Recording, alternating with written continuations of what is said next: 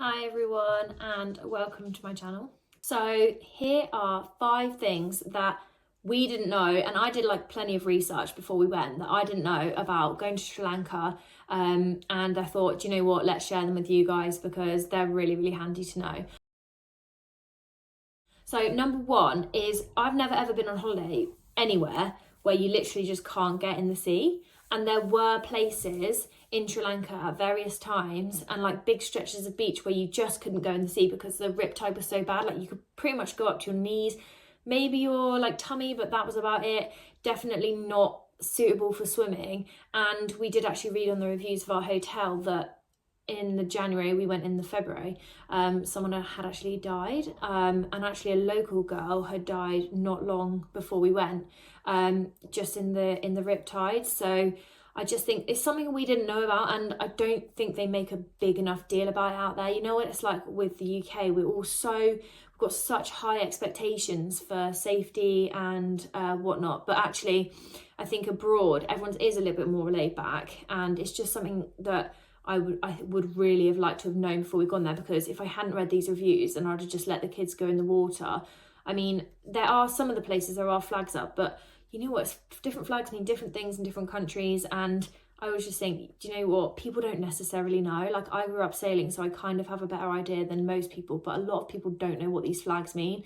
And there's not signs. Some places have signs, but a lot of places don't have signs, and you wouldn't know.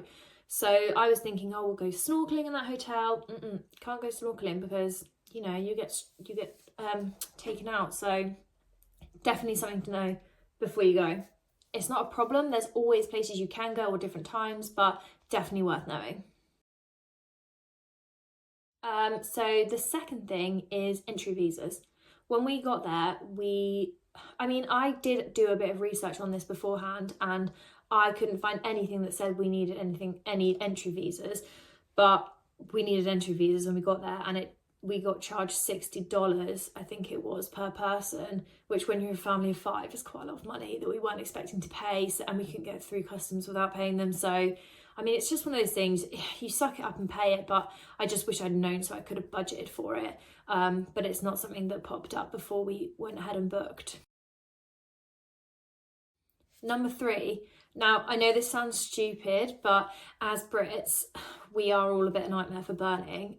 As soon as it's like a sunny day, we all go outside and burn, and I know we're so stupid for it, but if you looked around the hotels, I've been to quite a few different places, and I've never ever seen so many British, not even just British, but pretty much all the Caucasians will burn.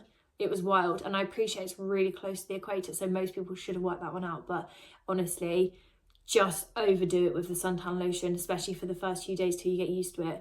I mean, my kid's got ginger skin, bless him, so we did everything we could. We really piled it on, and we had him in long UV suits and everything, but he did still get a little bit pink, and I feel horrendous about it. But you know, I've now bought some sunblock with zinc in the hope that our next holidays we're not going to have this problem. But it was tough. We had to spend days where we just didn't go outside because we've got hats, we've got lotion we're reapplying, but it was pretty strong. So definitely something to know. Take some sunblock if you've got kids with light fair skin. Just keep them protected, because it's so tough and saying to these kids, sorry kids, we have to spend a day inside because, you know, the sun's just a bit too strong for us, which is not really like me. I'm a bit like, oh, we'll be fine kind of people. Number 4, so this didn't actually affect us, but I have been made aware that actually on full moons, because there's a religious festival, there are some hotels that don't allow you to have alcohol. So it was actually the day we arrived, and you know it's like after a bloody 12-hour, however long, 10-hour flight with kids, you get to that hotel, you're going to want to drink.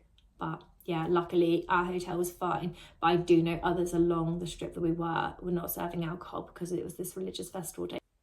So it's something to bear in mind. Maybe pick up some duty free on the way out, just in case. So the last thing, now I didn't realise that you're not really supposed to take money in or out of the country.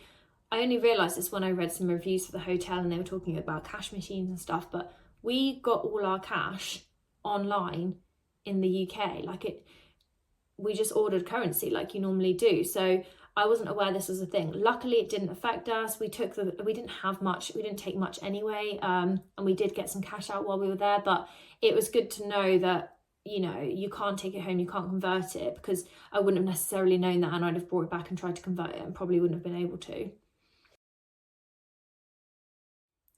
Overall, I would 100% recommend Sri Lanka to anyone. It's such a beautiful country. The people are amazing. The scenery is amazing. The food's amazing. It was just amazing, and I wouldn't change it.